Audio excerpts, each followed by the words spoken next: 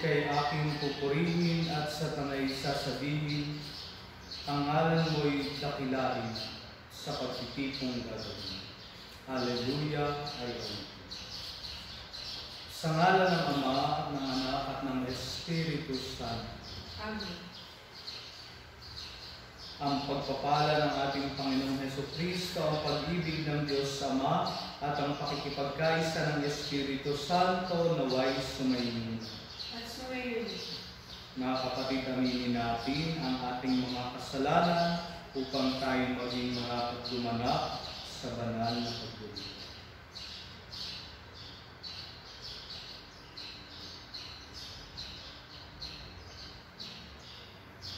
Sinugong tagapagpagaling sa mga nagsisisi, Panginoon, kaawaan mo kami. Panginoon, kaawaan kami. Dumating na tagapag-anyayang mga makasalanay magsisi, Kristo, kaawaan mo kami. Kristo, kaawaan kami. Nakaluklok ka sa kanan ng Diyos Ama para ipamagitan kami, Panginoon, kaawaan mo kami. Panginoon, kaawaan kami. Kaawaan tayo ng makapangyarihang Diyos, patawarin tayo sa ating mga kasalanan, at patnubayan tayo sa buhay na walang hanggan. Amen.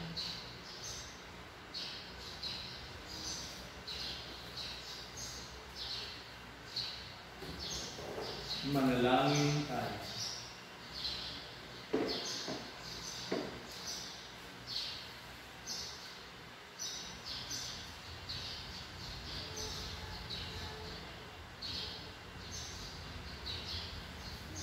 Ama naming makapangyarihan, sa pagdiribaw namin taon-taon sa pagkabuhay, bilang pag-alala sa tinanggap naming pag-asa at banal, maawain mong ipagkaloob na ang aming mapakinabangan ang ginugulita namin ng may pananampalataya at pagmamahal sa pamagitan ni Jesucristo kasama ng Espiritu Santo magpas sa walang hanggan. Amen.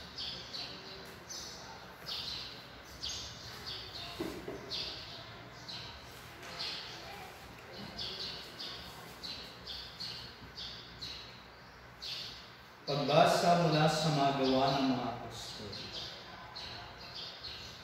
Noong mga araw na iyon, inggit na inggit ang pinakapunong saserdote at ang mga kasamahan niya nakaanib ng sekta ng mga Saduceo. Kaya tumilos sila. Dinakip nila ang mga apostol at ibinilanggo. Ngunit kinagabihay, binuksan ng anghel ng Panginoon ang bilangguan at inilabas ang mga apostol. Sinabi nito sa kanila, "Pumaroon kayo sa templo at mangaral tungkol sa bagong pamumuhay na ito." Sumunod naman ang mga apostol. Kaya nang magbubukang liwayway na, umasok sila sa templo at nagturo. Nang dumating ang pinakapunong saserdote at ang mga kasama niya, tinawag nila ang lahat ng matatanda ng Israel sa pulong ng buong Sanhedrin. Ipinakuha nila sa bilangguan ng mga apostol. Ngunit pagdating doon ng mga bantay, wala na ang mga iyon. Kaya't nagbalik sila sa Sanhedrin at ganito ang ulat. "Nakita po namin na nakasusing mabuti ang bilangguan at nakatayo ang mga bantay. Ngunit nang buksan namin, wala kaming nakitang tao sa loob." Nabahala ang mga punong saserdote at ang kapitan ng mga bantay sa templo nang marinig ito. At di nila maubos maisip kung ano ang nangyari sa mga apostol.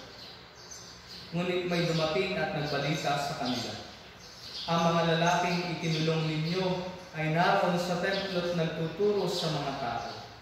Kaya't ang kapitan ay pumunta sa templo kasama ang kanyang mga tauhan. Isinama nila ang mga apostol, ngunit hindi gumamit ng dahas dahil sa pangambang sila'y batuhin ng mga tao. Ang salita ng Diyos. Salamat sa Diyos. Dukhang sa Diyos tumatawag ay kanyang inililigtas. Dukhang sa Diyos ay tumatawag ay kanyang inililigtas. Panginoon, aking laging pupurihin, sa pasasalamat di ako titigil. Aking pupurihin kanyang mga gawa, kayong naaapi na makinig matuwa. Dukhang sa Diyos tumatawag ay kanyang inililigtas. Ang pagkadakila niya ay ihayag at ang ngalan niya ay purihin ng lahat. Ang aking dalangin dininig ng Diyos na wala sa akin ang lahat kong takot. Upang sa Diyos ay tumatawag ay kanyang iniligtas.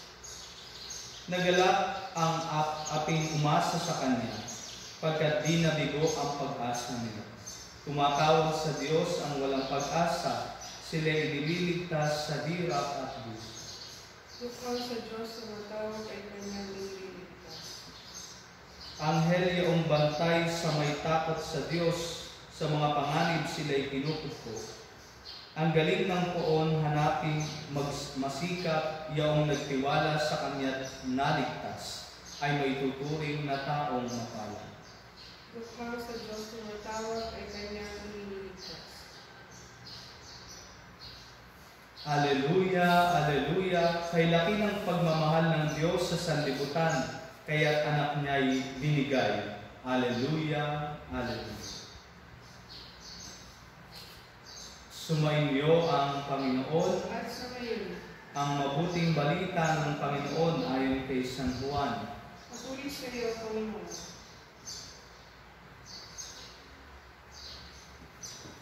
Gayon na lamang ang pag-ibig ng Diyos sa sanlibutan, kaya binigay niya ang kanyang bugtong na anak, upang ang sumampalataya sa Kanya ay hindi mapahamak, kundi magkaroon ng buhay na walang hanggan. Sapagkat sinugo ng Diyos ang Kanyang anak, hindi upang hatulang maparusahan ang sanlibutan, kundi upang iligtas ito sa pamamagitan niya. Hindi hinahatulang maparusahan ang nananampalataya sa bugtong na anak ng Diyos, ngunit hinatulan ng parusahan ang hindi nananampalataya sa Kanya. Hinatulan sila sapagkat naparito sa sanlibutan ang ilaw, ngunit inibig pa ng mga tao ang dilim kaysa liwanag, sapagkat masama ang kanilang mga gawa. Ang gumagawa ng masama ay ayaw sa ilaw at hindi lumalapit dito upang hindi mahayag ang kanyang mga gawa. Ngunit ang namumuhay sa katotohanan ay lumalapit sa ilaw. Sa gayon, nahahayag na ang kanyang mga ginagawa ay pagsunod sa Diyos. Ang mabuting balita ng Panginoon. Pinupuri ka namin, Panginoon Kristo.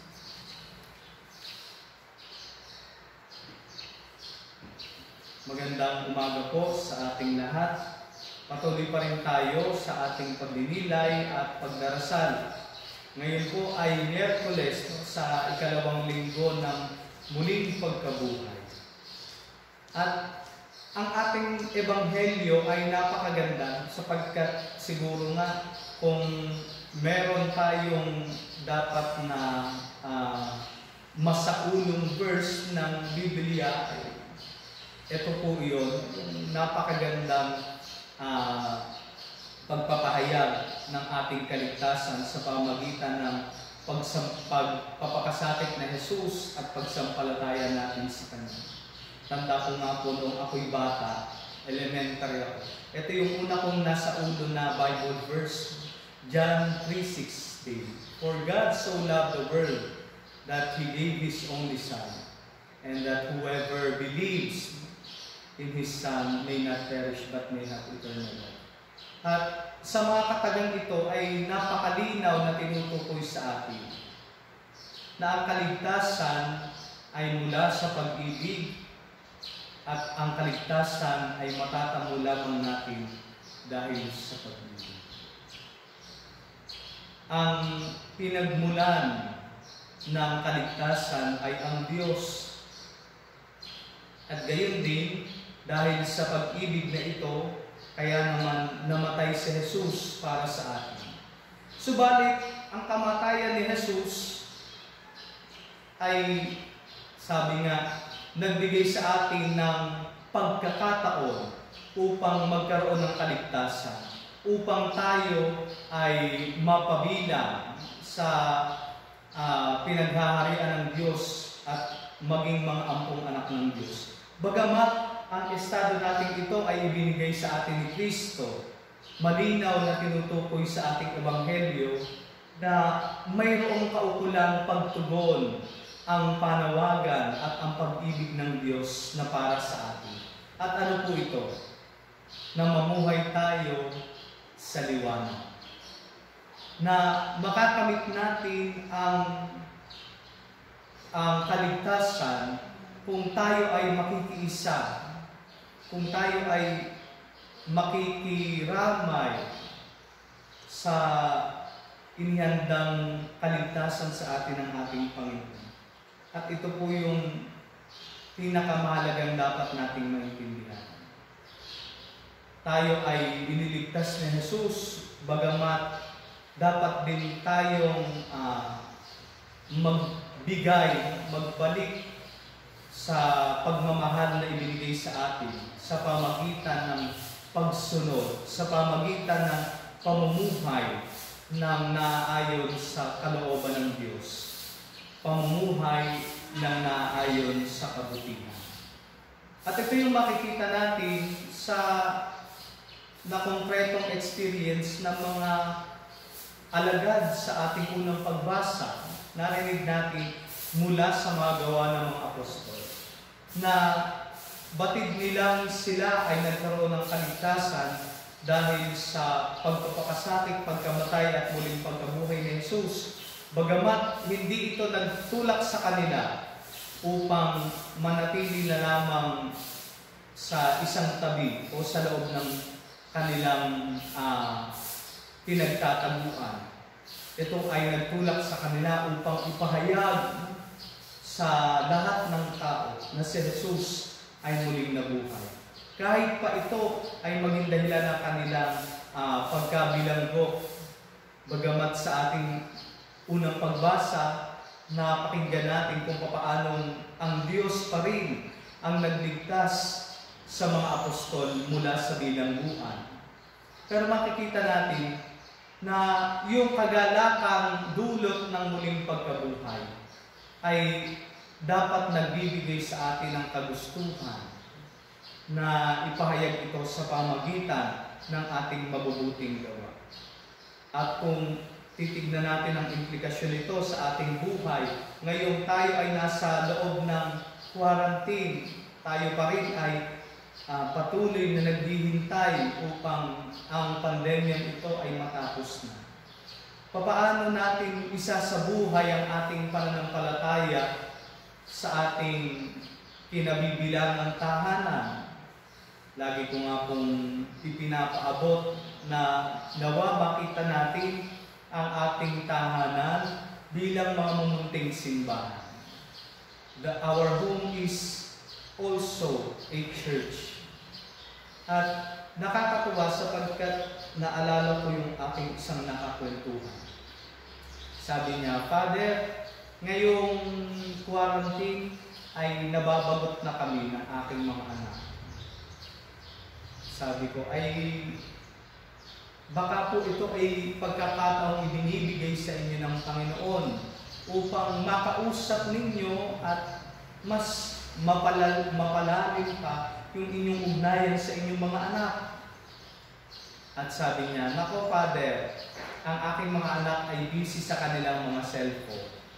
Doon lang sila nakatutok, maghapon. Ayaw nila akong kausapin. Pero sabi ko, ito nga po yung opportunity na ibinibigay ng Diyos sa bawat pamilya kung ating pagninilayan. Kailan ba kayo huling nag-usap ng masinsinan ng inyong mga anak? Kailan nyo ba nalaman ang kanyang mga pinagdadaanan at problema? Kailan ba naging malinaw para sa mga anak kung gaano ang isinasakripisyo ng magulang para sa kanila? Siguro po, ito na ang opportunity, ang pagkakataong ibinibigay sa atin ng Panginoong Diyos upang katulad ng pagmamahal niya sa sanlibutan, magkaroon tayo ng maayos at mas malalim na ugnayan sa pamagitan ng simpleng pag-uusap. Napakahalaga na makita natin na ang pag-ibig ay may kaukulan na pagbibigay. Hindi ng anumang material na bagay na maaari lang nating ibigay o kung anuman, kung hindi ng oras, ng panahon, ng pagkakataon, at siyempre ng ating pagkalinga sa ating mga minamahal.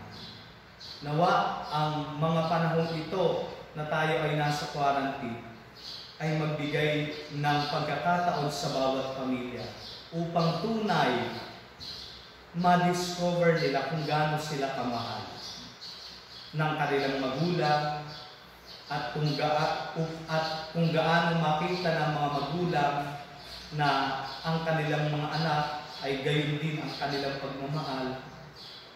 Nawa ang verse na ito ang magturo sa atin kung ano ang dapat nating gawin sa araw-araw. Kung papaano ang Diyos ay nagbigay ng kanyang bugtong na anak para sa sanlibutan. Nawa tayo rin sa ating pamilya ay makapaglaan ng panahon upang mas mapalalim natin ang ating ugnayan sa isa't isa. Upang ang mga magulang ay tunay na maturuan ng mabuting asal at mailapit sa Diyos ang kanilang mga anak, ang kanilang buong pamilya. Sabi ko nga po nung isang beses sa aking mga homily, this is the time kung saan dapat nating makita ang ating tahanan na munting simbahan at ang mga magulang ang ating mga unang katekista. Pagpalain po.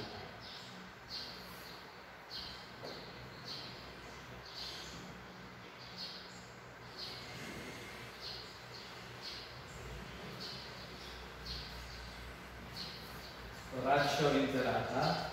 Diyos Ama namin, lumalapit kami sa iyo para sa aming kahilingan, na kami ay iyong proteksyonan laban sa COVID-19, na kumitin na ng maraming buhay at nakaapekto na sa sangkatauhan. Nananalangin kami para sa iyong biyaya para sa mga taong inatasan na pag-aralan ng kalikasan at ang sanhi ng virus sa ito. Gayon din upang mapahinto ang patuloy nitong paglagay. Gabayan mo po ang mga inatasang mga laga sa kalusugan na kanila nawang magampanan ang kanilang tungkulin ng buong husay at may malasakit.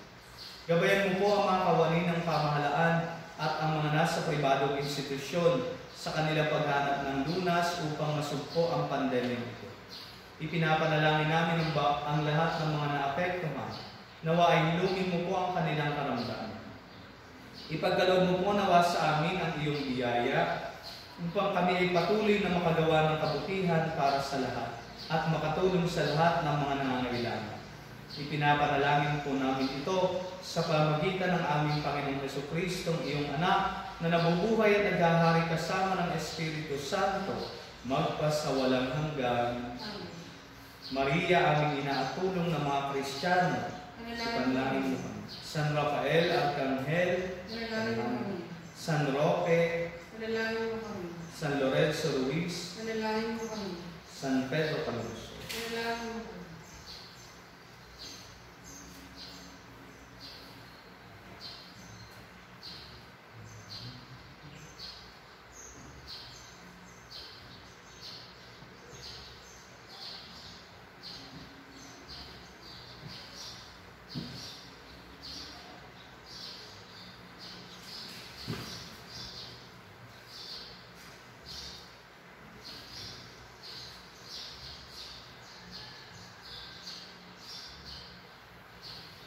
Papuri-puri ka, Diyos, amang lumikha sa sanlibutan, sa iyong kagandang loob narito ang aming maiaalay. Mula sa lupa at bunga ng aming paggawa, ang tinapay na ito para maging pagkain ng ibigay. Papuri-puri po ang may kapaan ngayon at kailanman.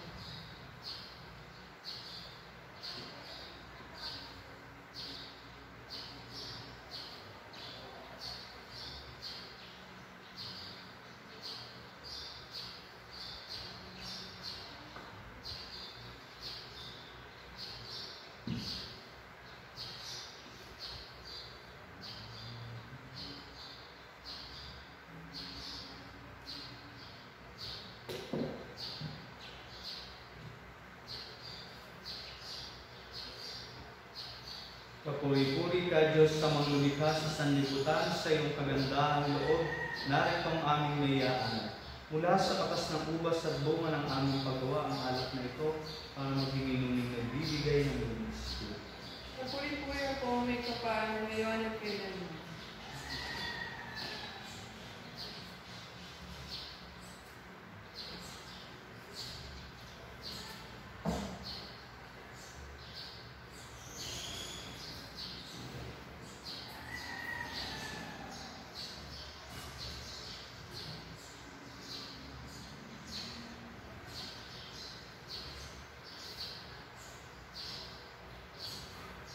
Manalangin kayo mga kapatid upang ang paghahain natin ay kalugdan ng Diyos, Amang makapangyarihan.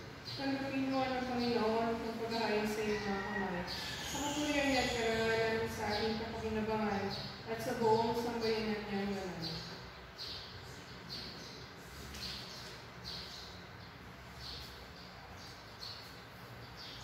Ama naming lumikha sa paghahain ng banal na pagpapalitan ng iyong mga kaloob at ng aming alay, kami pinapagsalo mo sa iyong buhay na namumukod-tangi at walang kapantay.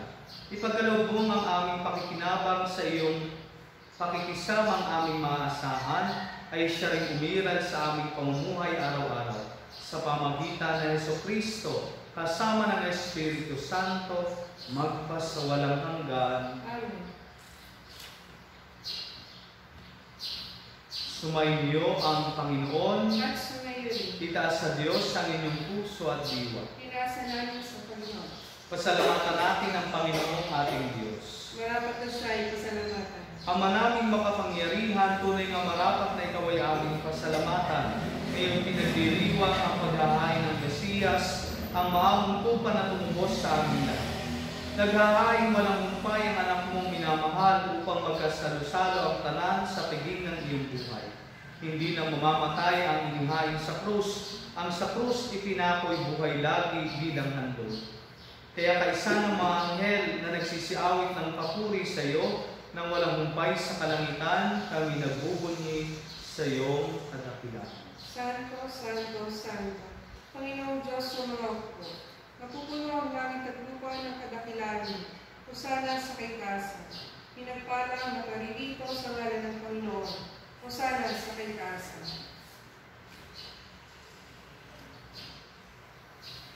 Ama naming banal, ikaw ang bukal ng tanang kabanalan. Kaya't sa pamagitan ng iyong Espiritu, gawin mong banal ang mga kaloob na ito upang para sa aming maging katawan at dugo ng aming Panginoong Jesucristo. Bago niya pinagtiis ang pusang loob na maging handog, hinawakan niya ang tinapay. Pinasalamatan kaniya, pinaghati-hati niya iyon.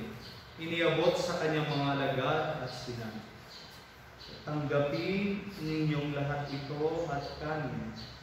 Ito ang aking katawan na ihahandog para sa inyo.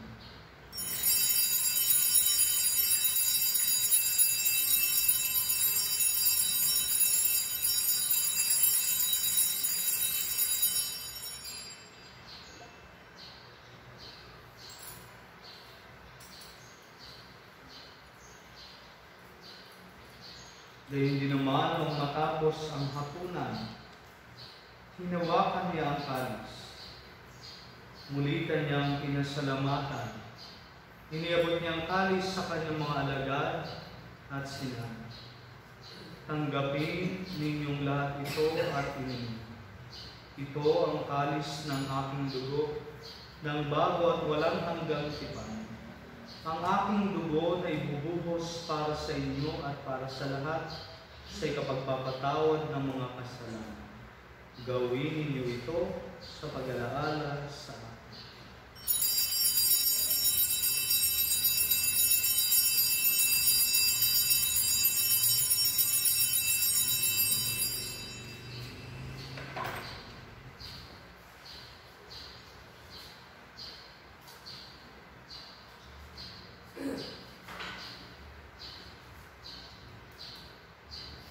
Ipagbunyi natin ang misteryo ng pananampalataya.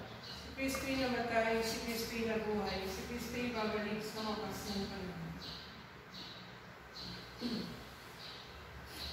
Ama, ginagawa namin ngayon ang pag-alala sa pagkamatay at muling pagkabuhay ng iyong anak. Kaya iniaalay namin sa iyo ang tinapay na nagbibigay buhay at ang kalis na nagkakaloob ng kaligtasan. Kami nagpapasalamat dahil kami iyong minarapat na tumayo sa harap mo para maglingkod sa iyo.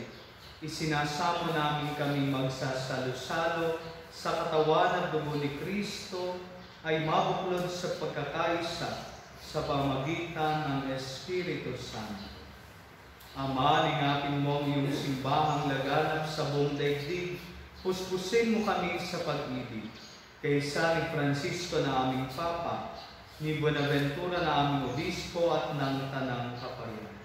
Alalahanin mo rin ang mga kapatid naming nahimlay na may pag-asang sila'y muling mabubuhay, gayon din ang lahat ng mga puno.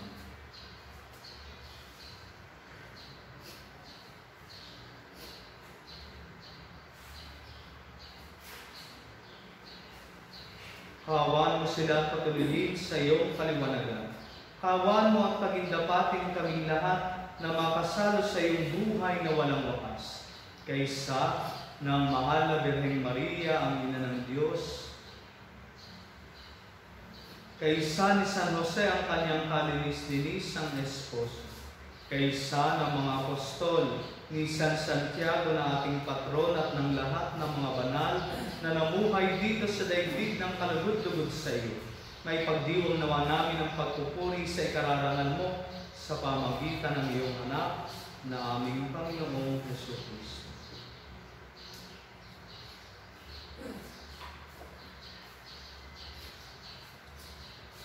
Sa pamagitan ni Kristo, kasama niya at sa Kanya, ang lahat ng parangal at papuri ay sa iyo, Diyos Amang makapangyarihan, kasama ng Espiritu Santo, magpasawalang hanggan. Amen.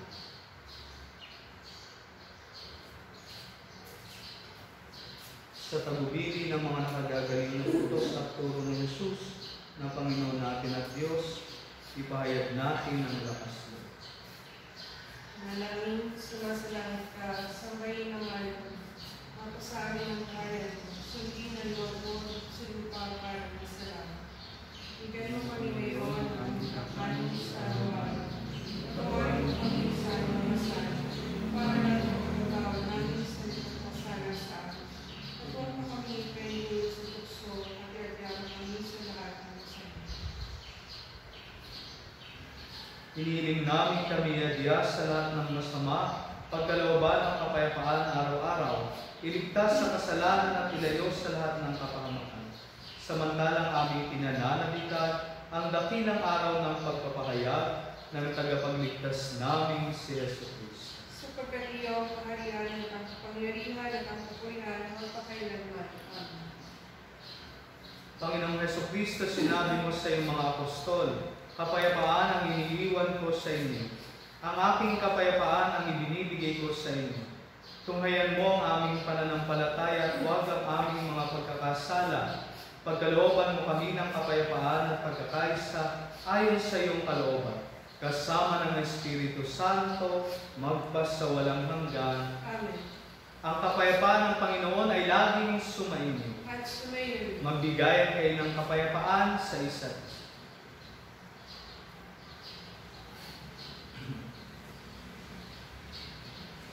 Pagdero ng Diyos na nag-aalis ng mga kasalanan ng sanlibutan at mga kasalanan.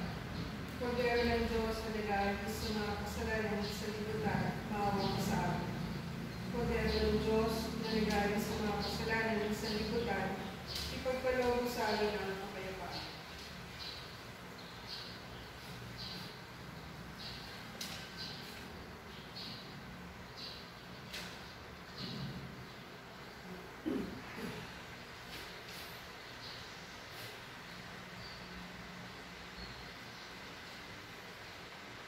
Ito ang kordero ng Diyos. Ito ang nag-aalis sa mga kasalanan ng sanlibutan. Mapalad ang mga naniyahang makibahagi sa kanyang pili. Panginoon, hindi ako dapat na magpatuloy sa iyo, ngunit sa isang salita mo lamang ay gagaling ako.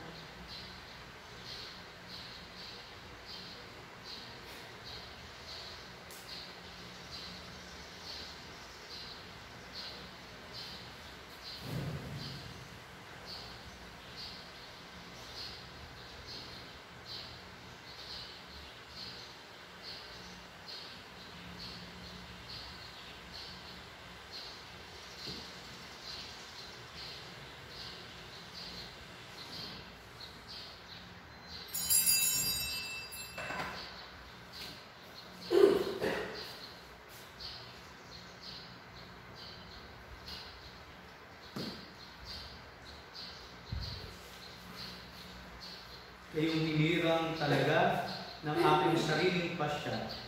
Sa daigdig ay kasama, pinahayo, pinamuna ng palagi. Hallelujah.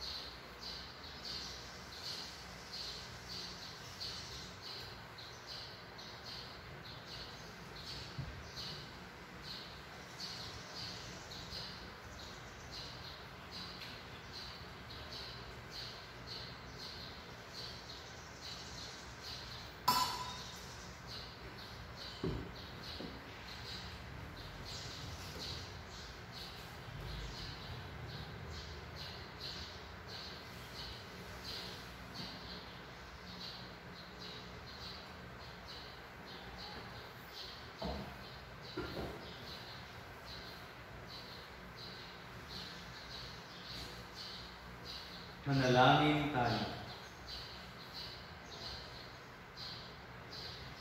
Ama naming mapagmahal, manatili kang kapiling ng iyong sambayanan na ngayon pinapakinabang mo sa iyong sariling buhay at gawin mong kami pasulong na makahakbang mula sa dati naming pagkamakasalanan patungo sa pagbabagong nagdudulot ng iyong kabutihan sa pamagitan ni Jesucristo kasama ng Espiritu Santo magpasawalang hanggan. Sumainyo ang Panginoon at away pagpalain kayong lahat ng ating dakila at makapangyarihang Diyos, ang Ama at Anak at Espiritu Santo. Amen. Tapos ng misa, humayo kayo sa kapayapaan ni Kristo. Alleluia, alleluia. Salamat sa Diyos. Alleluia, alleluia.